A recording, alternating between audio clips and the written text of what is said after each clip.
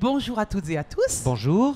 Nous sommes ravis de passer ces 50 minutes avec vous pour parler de notre passion, l'enfant intérieur. Voilà, nous allons nous présenter très rapidement pour celles et ceux d'entre vous qui ne nous connaissent pas. Je suis Marie-France. Je suis Emmanuel. Nous sommes psychopraticiens d'inspiration jungienne, spécialistes de l'enfant intérieur. Nous avons créé il y a un peu plus de 26 ans la méthode Cœur d'enfant, qui est une méthode d'accompagnement de personnes, aussi bien en groupe qu'en individuel, à se réconcilier avec leur enfant intérieur. Nous sommes auteurs, nous avons écrit 4 livres sur l'enfant intérieur. Le premier, c'est S'ouvrir à son cœur d'enfant, qui a été préfacé par John Bradshaw. John Bradshaw, on peut dire que c'est le père de la notion d'enfant intérieur.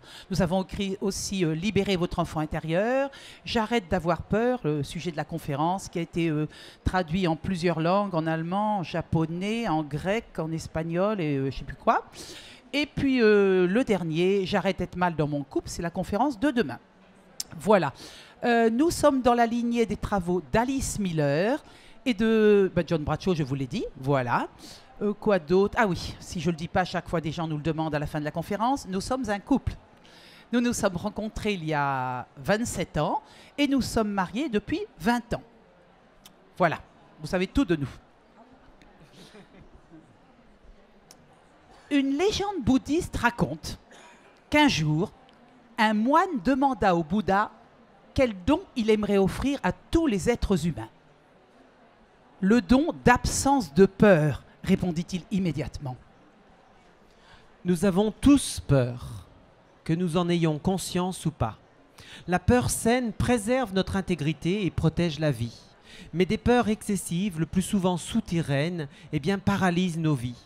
Elles sont parfois source de stress, d'anxiété, voire même d'angoisse.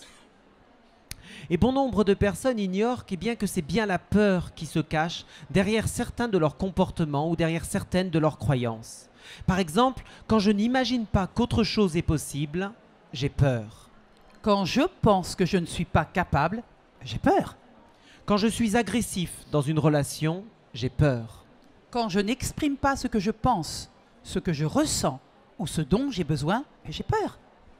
Les peurs souterraines donc dirigent nos existences. Mais qu'est-ce que la peur? La peur, c'est l'enfant qui panique en nous. C'est pourquoi il est rarement efficace de s'attaquer directement à une peur. La peur est là pour nous protéger, comme Emmanuel le disait, et si on refoule cette peur, nous allons repousser encore plus profondément le message de cette peur, c'est-à-dire l'appel de l'enfant en nous. Eh bien, aujourd'hui, nous allons partager avec vous 4 principes fondamentaux pour sortir du cercle vicieux de la peur et surtout aussi pour goûter à la joie d'une expression personnelle et professionnelle respectueuse de son élan de vie. Alors commençons tout de suite par le premier principe pour se libérer de la peur. Eh bien, le premier principe pour se libérer de la peur, c'est « je me dissocie de ma peur ». La peur est un affect puissant. Ça signifie en fait que c'est un ensemble de mécanismes biologiques. La peur est une brume de sensations, un ensemble de symptômes qui envahissent tout notre être.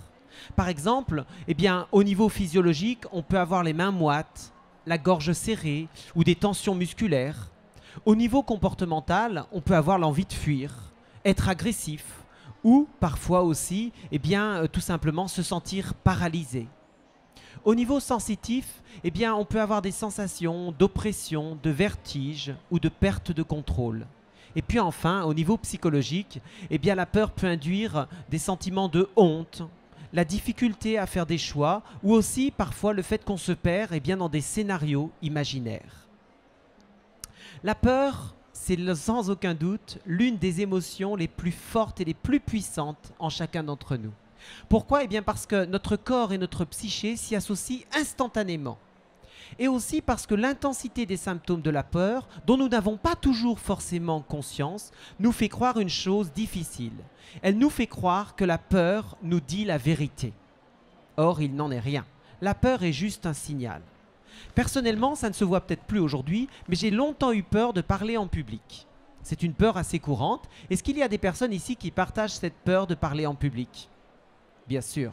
Est-ce parmi les personnes qui ont peur de parler public, est-ce qu'une personne veut bien venir ici avec nous faire une petite expérience tout à fait agréable pour se dissocier de sa peur de parler en public? Voilà, qui a envie de venir? Voilà, elle vient de son plein gré, poussée par les autres.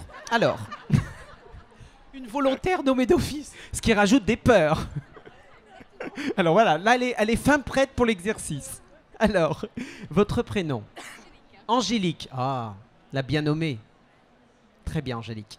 Alors, Angélique, je vous propose d'abord de regarder que sur votre droite, il n'y a pas d'obstacle. Parce que je vais vous demander un petit quelque chose tout à l'heure, mais vous aurez les yeux fermés. Voilà. Alors, Angélique, je vous propose d'abord de nommer vous-même votre peur. Comment vous la nommeriez, cette peur de parler en public? Avec vos propres mots. La peur de prendre la parole. La peur de prendre la parole, d'accord. Donc j'entends, Angélique, que vous avez peur de prendre la parole. Ok. Devant un grand groupe. D'accord, tout à fait. Je vous propose maintenant de fermer les yeux. Voilà, vous allez penser à cette peur de prendre la parole devant un grand groupe. Et puis, vous allez laisser tout simplement venir. Quelle est la sensation, quelle est l'émotion ou quelle est l'image qui vous vient quand vous pensez à cette peur?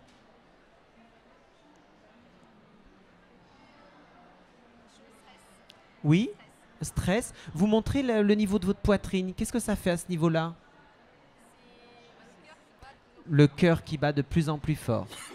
D'accord. Donc des sensations de chaleur, le cœur qui bat de plus en plus. Est-ce que vous sentez un peu d'oppression aussi au niveau de la poitrine ou pas?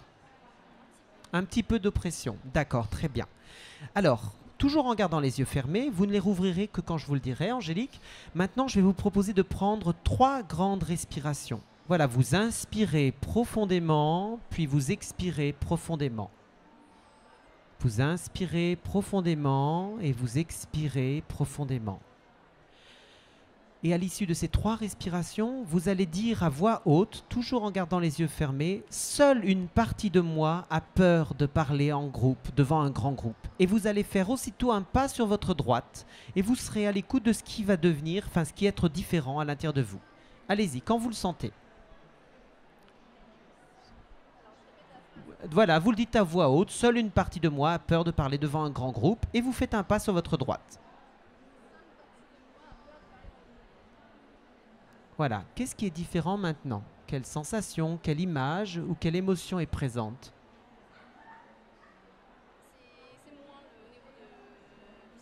Il y a moins de stress, d'accord. Vous avez fait un geste qui descendait. Est-ce qu'il y a quelque chose qui s'est posé au niveau du ventre ou plus bas? Au niveau de la poitrine, vous sentez que c'est plus fluide? D'accord.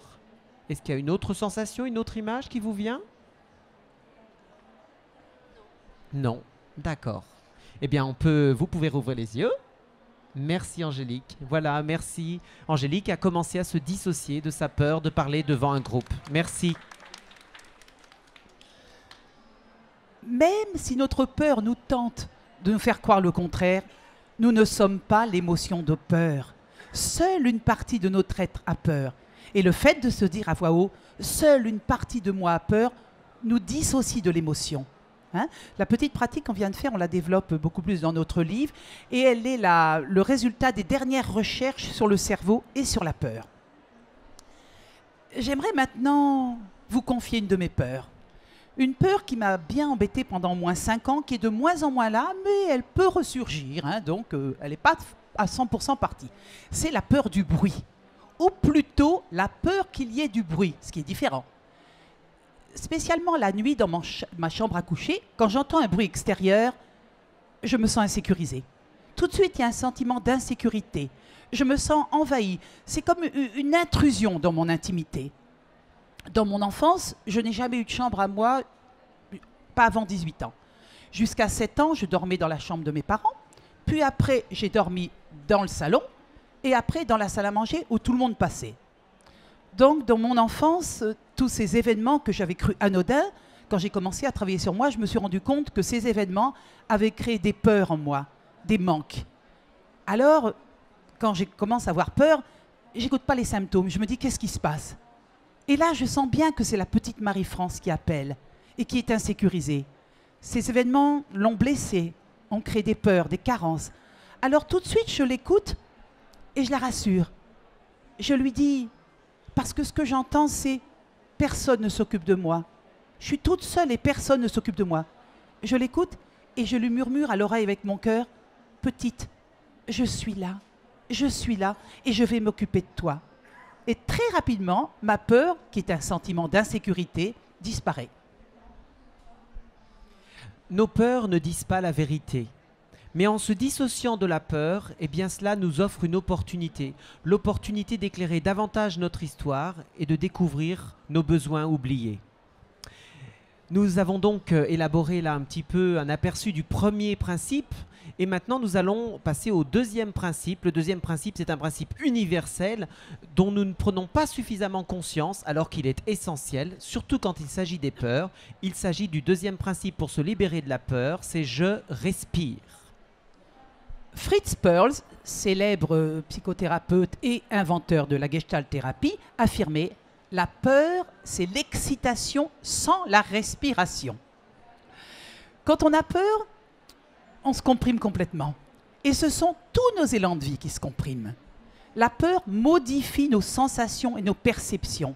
Elle rétrécit notre champ des possibles. Et elle crée de véritables hallucinations visuelles, sensitives et auditives. Vous voyez ce que ça fait? En fait, la peur est biographique. Ça signifie quoi? Eh bien, ça signifie que la peur est à la fois un ensemble de mécanismes biologiques, mais c'est un mélange de mécanismes biologiques et de souvenirs. Et donc, la peur s'insère toujours dans une histoire, une situation, un scénario particulier. Et c'est l'irruption d'un contenu inconscient dans notre psychisme qui est le propre de la peur excessive. En fait, lorsque des souvenirs ou des contenus inconscients commencent à monter, à remonter en nous, eh bien notre psychisme y voit un danger. Pourquoi? Parce que cela remet en cause un équilibre. Et donc, notre psychisme veut éviter que ces souvenirs remontent. Alors il va utiliser quoi? La respiration. Nous allons cadenasser notre respiration de façon à éviter à faire remonter ces souvenirs qui peuvent s'accompagner d'émotions perturbantes. Et en fait, en faisant cela, on se coupe davantage de notre vitalité parce que naturellement, notre respiration, c'est aussi ce qui permet à notre vitalité de s'exprimer et de circuler librement dans notre corps. En travaillant sur l'enfant intérieur et donc plus précisément aussi sur la peur, puisque c'est une des émotions maîtresses de l'être humain et de l'enfant, nous nous sommes rendus compte que notre psychisme avait même créé des peurs verrous. Ces peurs verrous ont pour but de nous empêcher d'explorer notre monde intérieur et donc de réévaluer nos expériences de peur antérieures. Or, vous l'aurez compris, c'est très important parce que la peur est biographique. Si on ne réexplore pas les scénarios anciens de nos peurs, on ne peut pas se libérer de la peur. Ces 3 peurs verrous, elles sont au nombre de 3, je viens de le dire. Et vous allez les découvrir maintenant. La première peur verrou, c'est la peur de revivre sa souffrance d'enfant. Enfant, nous n'étions pas capables de faire face à ce qui nous a blessés, ce qui nous a fait mal. C'est pourquoi nous avons dû refouler une grande partie de nos souffrances, de nos sentiments de peur, de colère, d'inquiétude. Mais adultes, nous sommes capables d'accueillir cette souffrance et ainsi de libérer une énergie considérable. À partir du moment où on accueille, on retraverse cette souffrance, on va libérer l'enfant et avoir de plus en plus de vivance. Ah oui, c'est encore moi. La deuxième peur verrou, c'est la peur de perdre le contrôle. Une peur excessive crée un sentiment d'impuissance. La peur de perdre le contrôle. L'anxiété, l'angoisse et le stress sont les symptômes de cette peur de lâcher prise. Pourtant, le lâcher prise est indispensable pour entrer en contact avec ce qui est fondamental en nous. À l'intérieur de nous, il existe un centre, en dehors de toute atteinte extérieure, qu'on pourrait appeler un pilote intérieur, qui n'a jamais connu, ne connaît pas et ne connaîtra jamais la peur. La troisième peur verrou, c'est la peur de dépasser ses limites. Personnellement, il m'a fallu du temps avant de me rendre compte qu'une partie de ma psyché était programmée pour me limiter. C'est-à-dire que chaque fois que j'atteignais un certain seuil de joie et de bonheur, je créais sans même m'en rendre compte des émotions qui venaient en fait me stopper dans mon élan. peu à peu, je me suis rendu compte qu'en fait, c'était lié à une fidélité. J'avais engrammé en moi une ambiance, une certaine ambiance familiale qui m'empêchait eh bien, de m'épanouir et d'accéder à mon plein potentiel. Cela avait même créé en moi eh bien, des croyances et des comportements qui avaient toujours pour but de m'éviter de, en fait, m'élever trop haut, d'atteindre mon potentiel, de pouvoir exprimer ce que je ressentais être important et vivant en moi. Ces 3 peurs verrous, la peur de revivre sa souffrance d'enfant, la peur de perdre le contrôle et la peur de dépasser ses limites, eh bien, cadenassent notre respiration et notre élan de vie. Mais plus on respire, plus on peut commencer à lever ces barrages pour atteindre eh bien, le 3e principe.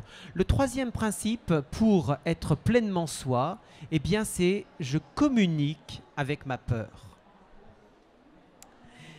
La peur, il ne suffit pas de chercher les causes lointaines de la peur ou de vouloir les détruire absolument.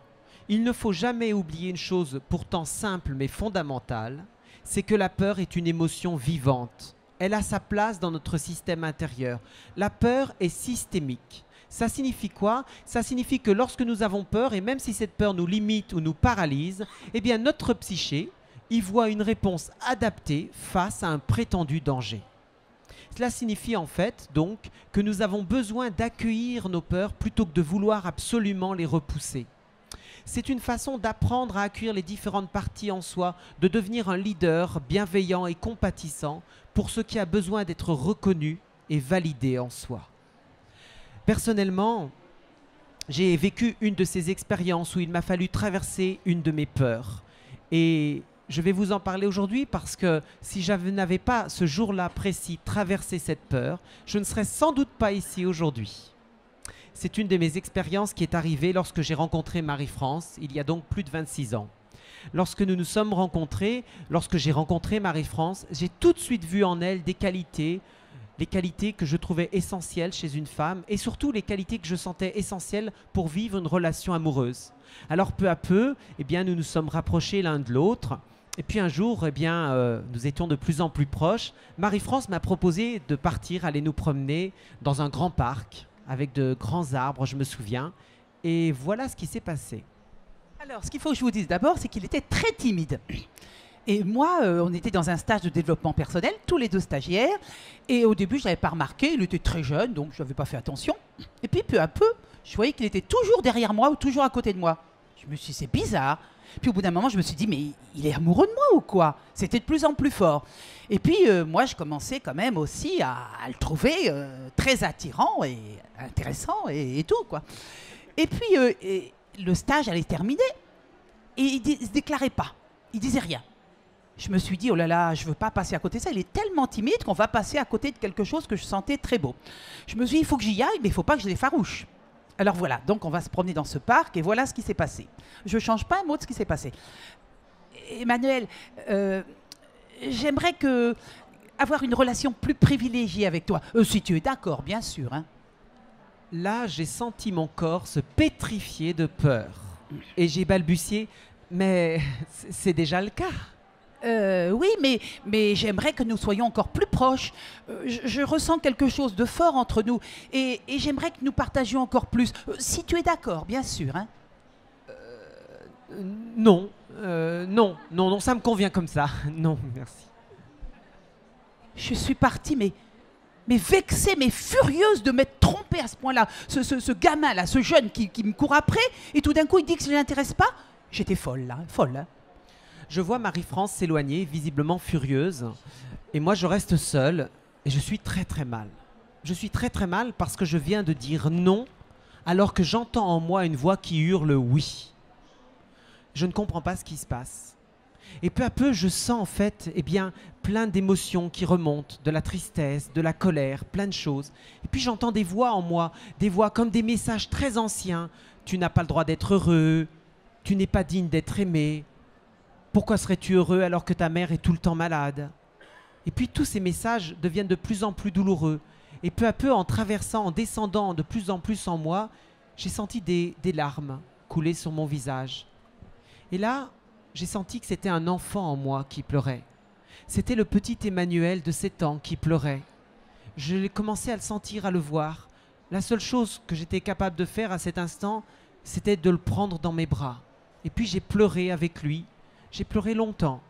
Et puis d'un seul coup, j'ai entendu sa voix, la voix du petit en moi qui m'a dit « Écoute-moi, je veux vivre, écoute mes besoins. » Alors, j'ai senti quelque chose profondément se poser, s'apaiser en moi.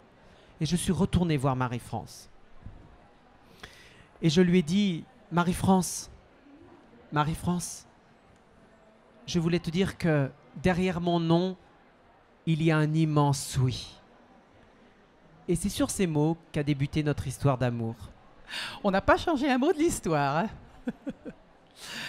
En grandissant, nous nous sommes adaptés à des contraintes familiales, sociales et culturelles qui nous ont poussés à nous conformer. Enfants, nous avons été élevés très souvent dans le devoir, l'obéissance et la peur. Tout cela a créé de la peur en nous. Et tout cela a fait que nous n'avons pas pu exprimer notre moi profond. Et ça a créé un exil du moi authentique enfantin, libre et spontané. Tout à l'heure, j'ai dit que la peur, c'est l'enfant qui panique en soi. Oui, mais de quel enfant je parlais?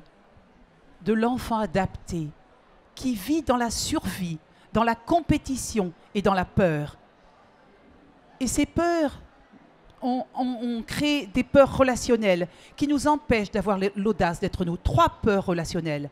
La peur d'être jugé, la peur d'être rejeté et la peur de la différence. La vie est relation. Cela signifie quoi? Ça signifie bien que nous sommes poussés dans un processus qui est vivant lorsque nous sommes dans la coopération et non pas dans la compétition. Et la plupart du temps, on ne nous a pas appris dans la relation aux autres à être dans la coopération. Ce qui fait que nous avons nous-mêmes une relation à nous-mêmes qui est dans la guerre plutôt que la coopération. Eh bien, communiquer avec ses peurs, c'est apprendre à découvrir, à coopérer avec ces différentes parties intérieures, à dépasser les aspects de l'enfant adapté en nous qui croit devoir obéir à des contraintes, à des devoirs, et puis surtout d'écouter cet enfant, l'enfant libre en nous, l'enfant qui parfois peut être blessé, mais qui surtout a besoin de nous en tant que bons parents pour l'autoriser à chaque fois être davantage, un peu plus lui-même. Cela nous amène maintenant au dernier principe pour se libérer de la peur. Le dernier principe pour se libérer de la peur, eh bien, vous l'aurez deviné, je m'en doute, c'est « je prends soin de mon enfant intérieur ». Alors, pour prendre soin de son enfant intérieur, la peur souterraine nous plonge dans de véritables transes où nous sommes hypnotisés par notre passé, où nous perdons subtilement la conscience de leur réalité et où nous allons rejouer inlassablement les fonctionnements dysfonctionnels de notre enfance. On va vous proposer maintenant d'explorer 2 transes de peur très courantes, vous allez voir, très courantes. Ce sont des histoires totalement vraies, bien sûr. Pour vraiment être soi et pour communiquer, prendre soin de son enfant intérieur, c'est essentiel de traverser ces transes dont nous n'avons pas souvent conscience, alors que vous allez voir, elles sont quotidiennes, régulières. Pour vous faire comprendre la première transe, eh bien, je vais vous parler de l'histoire de Théo. Théo est un jeune homme de 30 ans lorsqu'il vient nous voir. C'est un jeune homme charmant, dynamique, jovial. Mais voilà, depuis qu'il est enfant, eh bien, Théo est habitué à une seule chose, c'est à rechercher sans cesse la validation, la reconnaissance de l'autre. Depuis qu'il est tout petit, il recherche d'être ami avec le plus grand nombre de personnes, d'enfants. Il cherche évidemment à être reconnu et validé par ses professeurs. Dans ses relations amoureuses, il couvre ses conquêtes de cadeaux. Il a même été un jour jusqu'à offrir une voiture à une personne qu'il avait rencontrée, dont il était amoureux, mais depuis très peu de temps. Tout cela toujours pour avoir le sentiment d'exister et d'être digne d'amour. En fait, sans s'en rendre compte, Théo obéit à plein de devoirs, mais parmi tous ces devoirs, il y a une phrase de ses parents qu'il entend sans cesse en lui. Cette phrase dit « Théo, pour recevoir, tu dois donner ». C'est devenu comme un guide auquel il obéit sans même s'en rendre compte. Et lorsqu'il vient nous voir, eh bien, il est en souffrance dans ton travail. J'ai besoin de 4 personnes, seulement 4 personnes, pour nous permettre de visualiser l'histoire de Théo. Voilà, les volontaires. Allez-y, ça fait pas mal. Voilà, c'est agréable.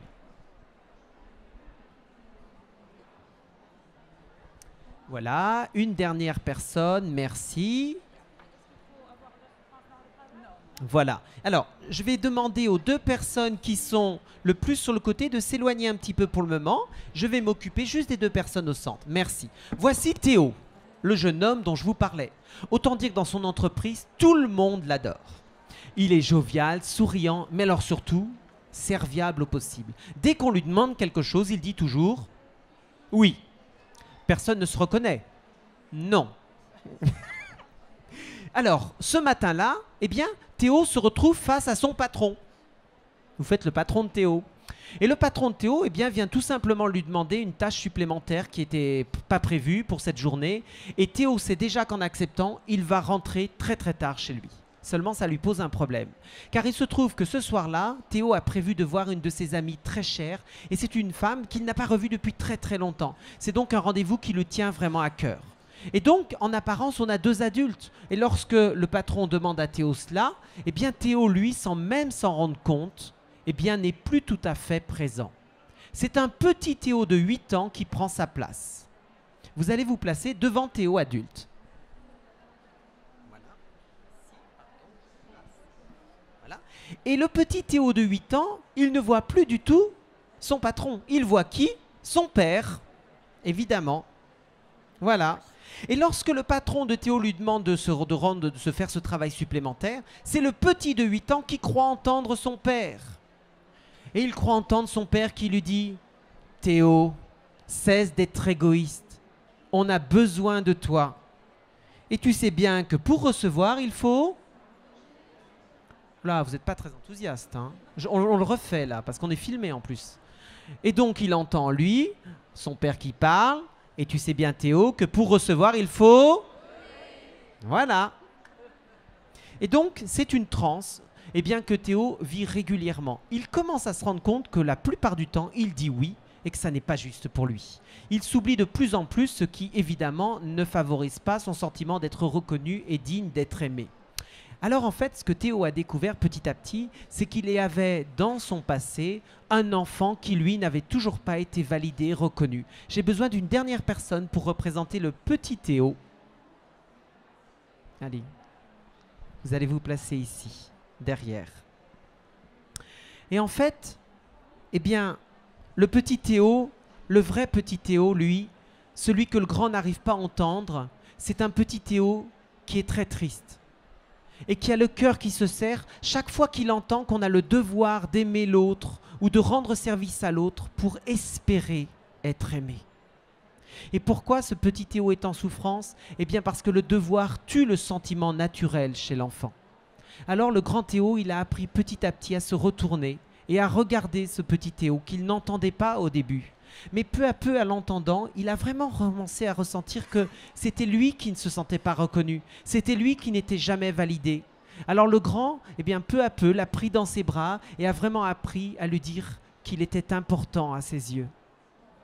Que ce qu'il ressentait ou que ce qu'il avait à lui dire était essentiel. Et ce faisant, eh bien, l'enfant adapté de Théo a disparu. Pas complètement, on a toujours un moi adapté en nous, mais il est devenu beaucoup moins puissant, beaucoup moins puissant, ce qui a permis au Théo adulte de pouvoir souvent tenir la main de son enfant intérieur, voilà, et de prendre des décisions en co-création. C'est important de prendre des décisions qui soient justes pour l'adulte et qui soient justes pour l'enfant en nous. On peut les remercier. Merci beaucoup.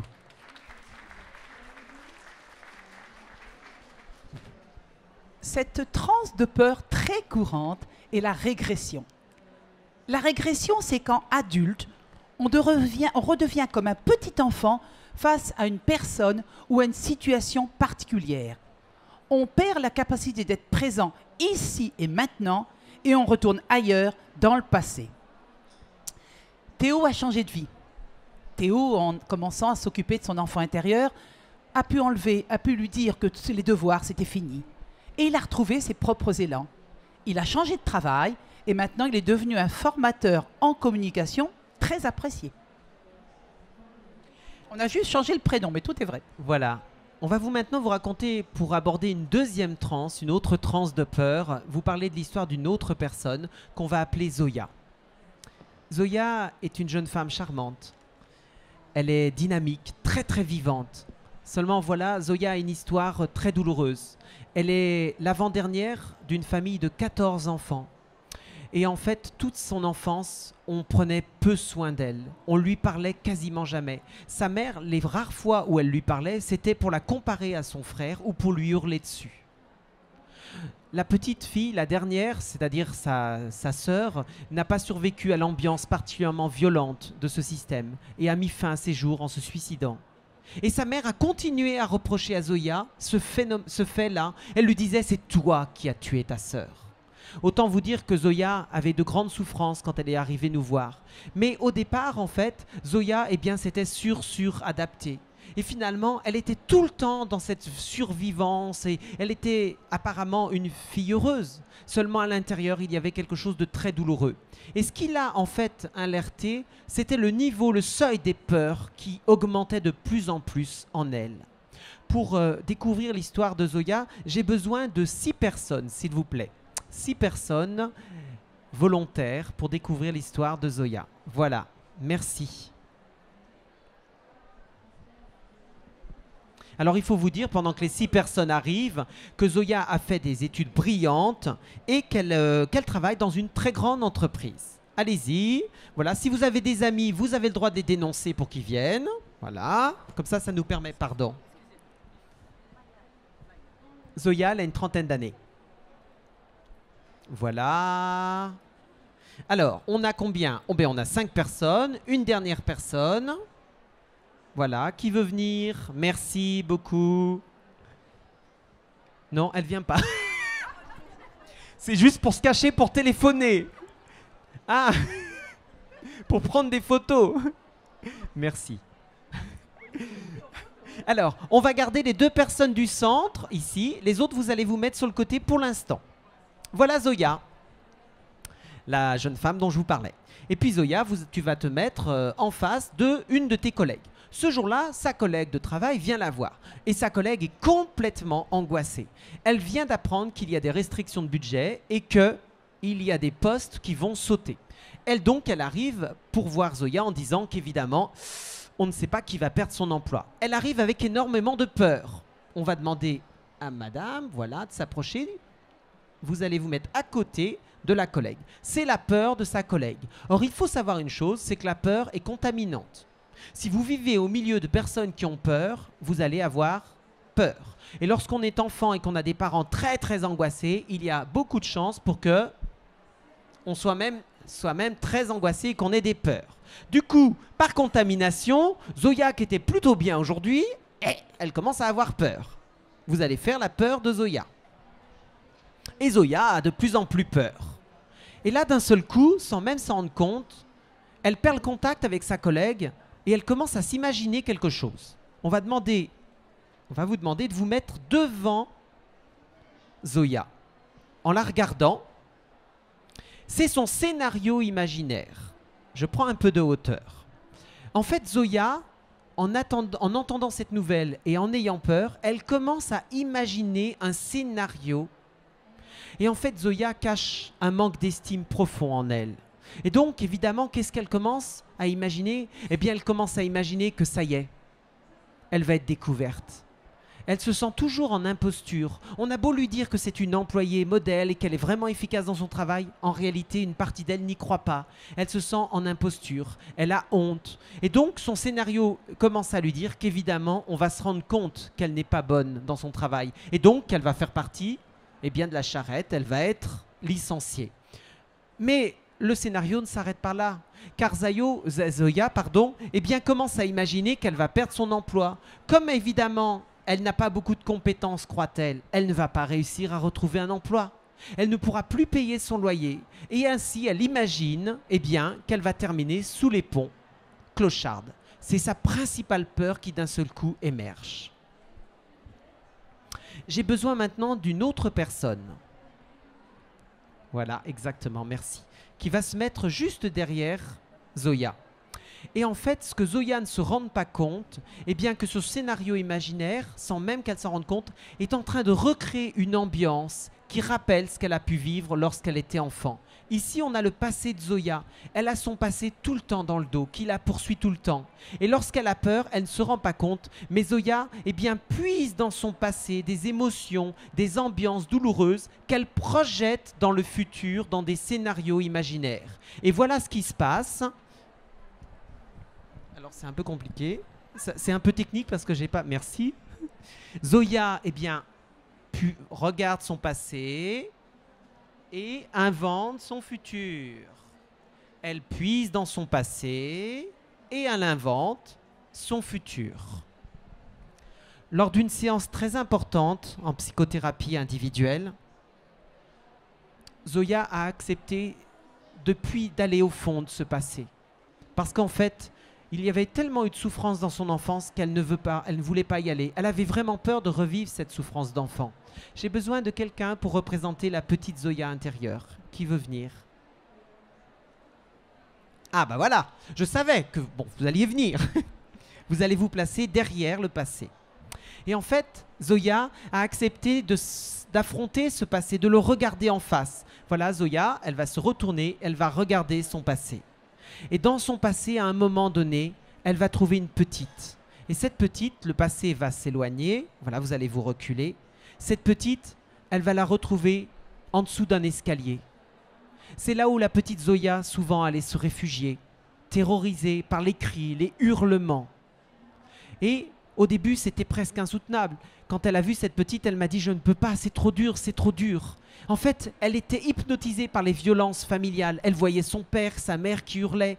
Mais je lui disais « Concentre-toi sur la petite, regarde-la sous l'escalier ». Et peu à peu, elle a réussi à se connecter à cette petite sous l'escalier. Et elle est allée le rejoindre. Elle est allée la rejoindre et l'a pris dans ses bras. Elle a accueilli la petite. C'était une séance fondamentale. C'était l'une des premières fois où Zoya découvrait cette petite en elle, qui avait été tellement exilée, et elle commençait à reprendre contact avec elle. Bien sûr, il a fallu du temps et renouveler sans cesse cette expérience, mais peu à peu, Zoya a vraiment appris à prendre soin de son enfant intérieur. On peut les applaudir et vous remercier. Merci beaucoup.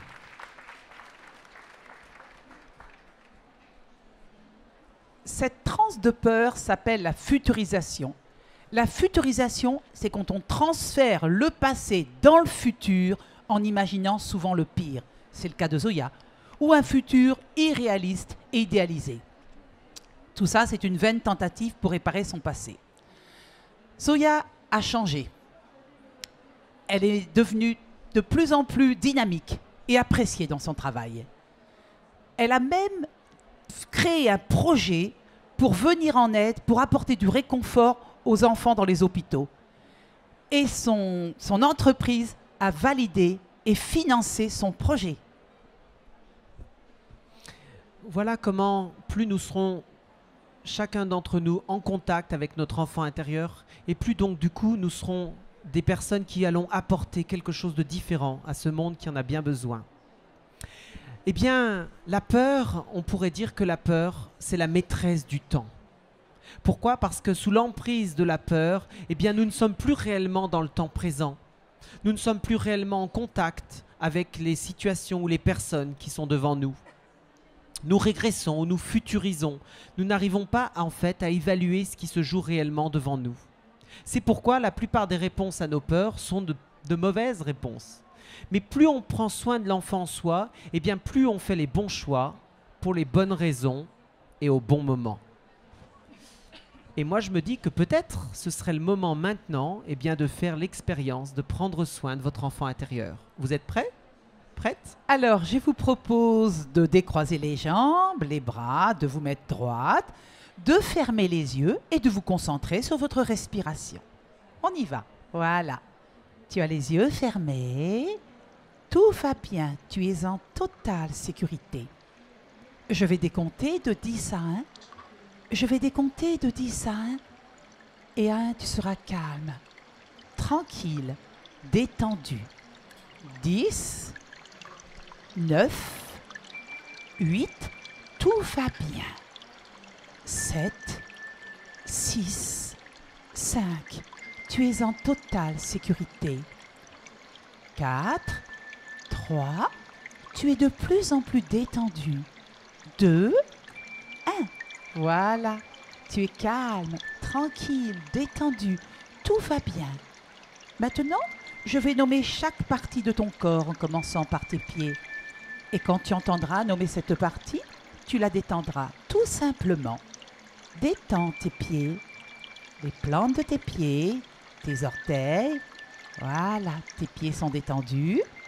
Tu détends tes chevilles, tes jambes, tes genoux, tes cuisses. Et je te propose de détendre tes mains, les doigts de tes mains, les paumes de tes mains, tes poignets, tes avant-bras, tes coudes, tes bras. Voilà. Et maintenant, tu vas imaginer, visualiser, voir ta colonne vertébrale parfaitement détendue.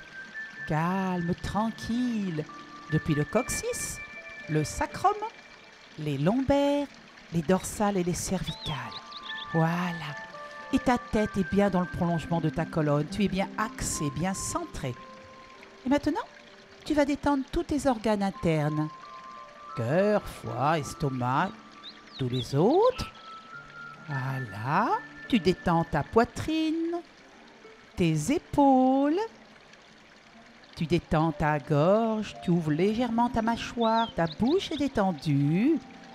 Tu détends ton nez, tes oreilles, tes paupières. Tu détends tous les petits muscles de tes yeux, tous les ligaments. Voilà. Et tu te rends compte que tu vois de mieux en mieux. Tu détends ton front, tu le dérides. Et tu arrives enfin à ton cuir chevelu que tu déroules, que tu déplisses, que tu détends. Voilà. Tu es calme, tranquille, détendu. Et je vais compter jusqu'à 3. Je vais compter jusqu'à 3. Et à 3, tu visualiseras, tu imagineras, tu penseras, tu seras à la montagne. Une montagne où tu as envie d'être, avec juste la chaleur que tu aimes. Je compte jusqu'à 3. Et à 3, tu visualises une montagne. 1, 2, 3. Regarde tes pieds. Ils sont dans de douces chaussures blanches confortables. Et tu es aussi dans des vêtements blancs confortables. Et tu ressens la sensation de tes vêtements sur ta peau. Et la sensation des rayons du soleil qui réchauffent ton cœur. Et c'est si doux, si tendre. Regarde autour de toi. Comment est cette montagne? Comment veux-tu qu'elle soit? C'est toi qui choisis. Regarde le ciel, les oiseaux. Est-ce qu'il y a des animaux? En quelle saison sommes-nous? Dans quel pays es-tu? Dans quel continent? Est-ce qu'il y a des fleurs? Des edelweiss? Il y a tout ce que tu veux. Ne te limite pas. C'est ton monde intérieur et c'est toi qui choisis. Regarde, il y a un oiseau dessus de toi, un aigle magnifique. Il te parle et tu comprends ce qu'il te dit. Il te dit, viens, suis-moi. Alors tu vas prendre le chemin qui est devant toi. C'est ton chemin. Au début, peut-être qu'il te semble difficile, mais tu vas voir, c'est de plus en plus facile. Et tu avances sur ton chemin. Tu avances. Tu montes. Tu montes. Ton aigle t'accompagne, te protège. Regarde, tout en haut du chemin, là-haut, il y a un petit qui t'attend. Un petit enfant. Approche-toi de lui. Est-ce un petit garçon ou une petite fille? Quel âge a-t-il? Comment sont ses cheveux, ses yeux? Comment est-il habillé? Regarde-le bien. Entre dans ses yeux. Ressens ce qu'il ressent. Ouvre ton cœur. Si ton petit t'a fait venir, c'est qu'il a des choses à te dire. Alors tu vas écouter avec ton cœur le message que ton petit a à te délivrer. Ressens, devine.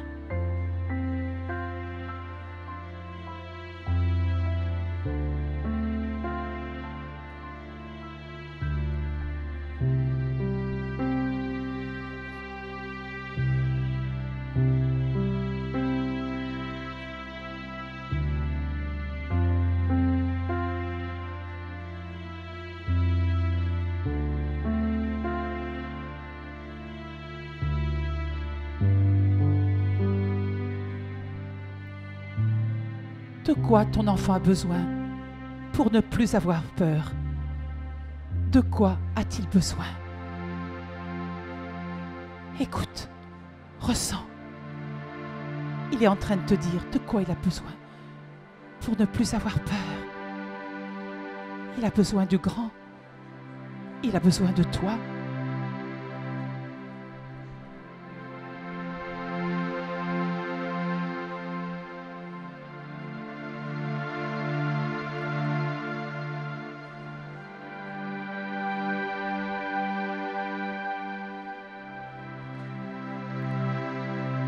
Alors tu vas prendre ton enfant contre ton cœur, tu vas le serrer contre toi et tu vas lui dire « Je suis là, je suis là, je suis là ». Et tu vas repartir avec lui, tout serré contre ton cœur. Tu vas descendre le chemin de la montagne. Ton aigle est joyeux, joyeux. Il a fait sa mission et tu redescends le chemin. Et tout te semble tellement plus beau qu'avant. Rien n'a changé, c'est toi qui as changé, c'est toi qui vois les choses différemment. Tu redescends, tout est tellement beau. Et tu vas arriver en bas de la montagne. Et là, tu vas choisir un endroit qui te convient pour t'allonger avec ton petit serré contre ton cœur. Voilà, tu t'allonges. Tu prends de grandes respirations pour bien t'ancrer, pour bien réintégrer ton corps physique. Et tu te sens relié à l'énergie du ciel, du Père avec un grand P, ton énergie masculine. Cette capacité de prendre le parti de ton enfant intérieur. Et à l'expire, tu te sens aussi relié à ton énergie féminine. Cette capacité d'amour, d'accueil, de créativité. Et tes deux énergies masculines et féminines, tu sens bien qu'elles œuvrent main dans la main, ensemble, ton masculin au service de ton féminin. Voilà, tu continues à respirer et tout doucement, je vais compter jusqu'à 5. Pendant que je compterai, très délicatement, tu ouvriras les yeux. Non, d'abord tu remueras les pieds, les jambes, les mains, les bras. Et qu'à 5, tu ouvriras les yeux. 1, 2, 3. À 5, tu ouvriras les yeux. Tu seras tout à fait présent, présente, ici et maintenant, dans cette pièce, de cette présence qui autorise ton enfant intérieur à s'épanouir pleinement.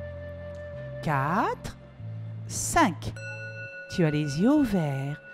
Tu es tout à fait éveillé, réveillé, en pleine forme et en parfaite santé. Tu peux t'étirer, comme font si bien les chats, bâiller et prendre la position qui te convient.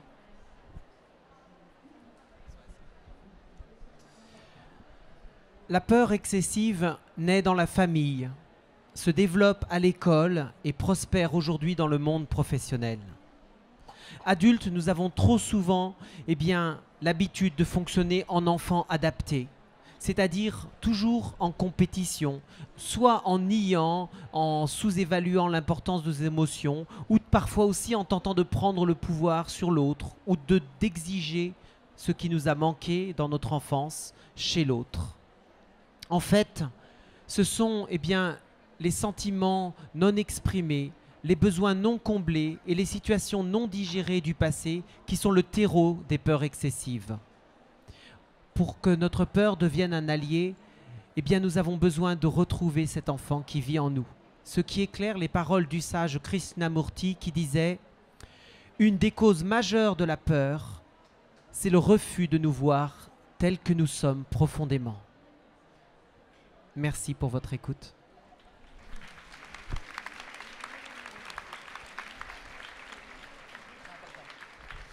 Nous n'avons pas le temps de répondre à des questions, mais si vous en avez, venez nous voir dans notre stand. Il est là, par là, F40. Et demain, donc, on fait une conférence sur notre dernier livre, J'arrête d'être mal dans mon couple. Voilà, on voulait juste vous dire qu'on a animé 30 stages par an sur l'enfant intérieur, tous différents, et qu'on fait de la formation pour professionnels dans la relation d'aide et d'éducation. Ça a été un plaisir. Merci à vous. Merci à vous. Ceux qui veulent des docs, il en reste quelques-unes.